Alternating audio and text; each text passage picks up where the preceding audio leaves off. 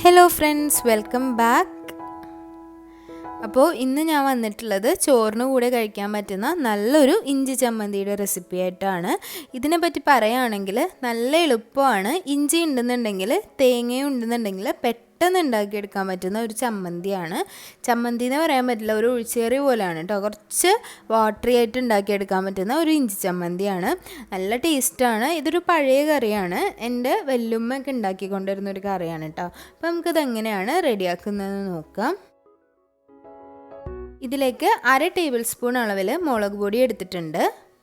കാശ്മീരി മുളക് പൊടി എടുത്താലും കുഴപ്പമില്ല. പിന്നെ എടുത്തിട്ടുള്ളത് ഒരു 2 ഇഞ്ച് കനത്തിൽ ഇഞ്ചിയാണ് കേട്ടോ.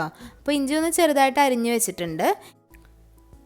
ഇനി ഇതിലേക്ക് ചേർക്കുന്നത് തേങ്ങയാണ്. അപ്പോൾ തേങ്ങ ചിരവിയത് ഒരു 1/4 കപ്പ് അളവിലാണ് എടുത്തിട്ടുള്ളത്. അപ്പോൾ ഒരു 1/4 കപ്പ് തേങ്ങക്കൊക്കെ ഒരു 2 ഇഞ്ച് കനത്തിൽ ഇഞ്ചി എടുക്കാം. ആവശ്യത്തിന് ഉപ്പെടുക്കാം. ഒരു ചെറിയൊരു നെല്ലിക്ക വലുപ്പത്തിലുള്ള പുളി എടുക്കാം.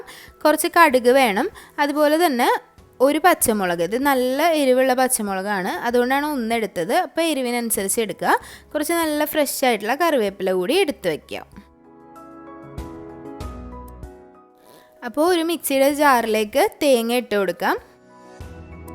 1/2 ടേബിൾ സ്പൂൺ അളവിൽ മുളക് പൊടി ചേർത്ത് കൊടുത്തിട്ടുണ്ട്. ഇനി അതിലേക്ക് ഇഞ്ചി അരിഞ്ഞ് വെച്ചതാണ്. അപ്പോൾ ഇഞ്ചി കുറച്ച് ഫ്രഷ് ആയിട്ടുള്ള ഇഞ്ചിയും ഒരു 2 ഇഞ്ച് കനത്തിലുള്ള ഇഞ്ചിയാണ് എടുത്തിട്ടുള്ളത്. ഇനി അതിലേക്ക് പുളി ചേർത്ത് കൊടുക്കാം. അതുപോലെ തന്നെ ഒന്ന് 2ആയിട്ട് മുറിച്ചിട്ട് പച്ചമുളകും അതുപോലെ ഒരു 2-3 കറിവേപ്പില കൂടി ഇട്ട് കൊടുക്കുക. ഇനി ഇതിലേക്ക് നമുക്ക് ആവശ്യത്തിന് ഉപ്പും അതുപോലെ തന്നെ ഒരു 1/2 കപ്പ് വെള്ളവും കൂടി ചേർത്തിട്ട് നന്നായിട്ടൊന്ന് പേസ്റ്റ് പോലെ അരച്ചെടുക്കുക.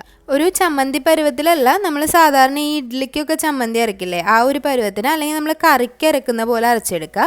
ഉപ്പ് കൂടി ചേർത്ത് കൊടുത്തിട്ടുണ്ട്. ഇനി ഇത് നല്ലപോലെ അരച്ചെടുക്കുക. നമ്മൾ കറിക്ക് അരപ്പരക്കുന്ന ആ ഒരു കൺസിസ്റ്റൻസിയിൽ വേണം അരച്ചെടുക്കാനായിട്ട്. കുറച്ച് വെള്ളം കൂടി ഞാൻ ഇതുപോലെ ഒന്ന് ഒഴിച്ചു കൊടുത്തിട്ടുണ്ട് കേട്ടോ. അപ്പോൾ ഈ ഒരു പാകത്തിന് വേണം ഇത് എടുക്കാനായിട്ട്. ഒരുപാട് അങ്ങ് വെള്ളം കൂടി പോകരുത്, എന്നാൽ ഒരുപാട് വെള്ളം ഇല്ലാതെ ഇരിക്കരുത്. ഒരു ചാറുകറി നമ്മൾ കഴിക്കുന്ന അതുപോലെയാണ് നമുക്ക് വേണ്ടത്.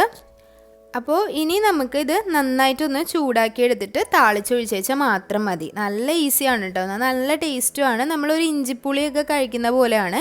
ഇഞ്ചിപ്പുളിയിൽ നമ്മൾ സാധാരണ തൈരൊക്കെ ഒഴിക്കുക, അപ്പോൾ അതൊന്നും വേണ്ട, നല്ല ടേസ്റ്റാണ്.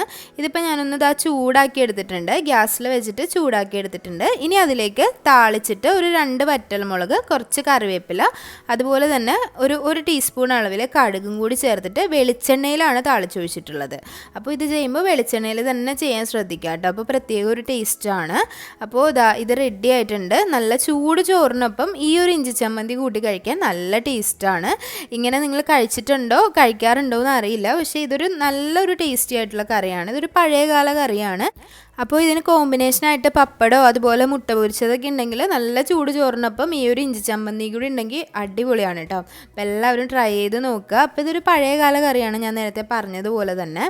പിന്നെ ഈ ഒരു ചമ്മന്തി നമുക്ക് ഇഡ്ഡലിക്കും ദോശയ്ക്കും ഒക്കെ കൂടെ കഴിക്കാം കേട്ടോ. പക്ഷേ ചോറിന് കൂടെ കഴിക്കലാണ് കുറച്ചും കൂടി നല്ലത്, എളുപ്പമാണ്. അപ്പോൾ റെസിപ്പീസൊക്കെ ഇഷ്ടമാകുന്നുണ്ടെങ്കിൽ ചാനൽ സബ്സ്ക്രൈബ് ചെയ്യാൻ മറക്കരുത്.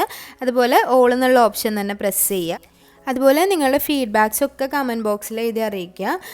ട്രൈ ചെയ്തിട്ട് എല്ലാവരും അഭിപ്രായങ്ങളൊക്കെ അറിയിക്കുക. അപ്പോൾ ഇനിയും നല്ല നല്ല റെസിപ്പികളായിട്ട് വരുന്നത് വരേക്കും താങ്ക് യു.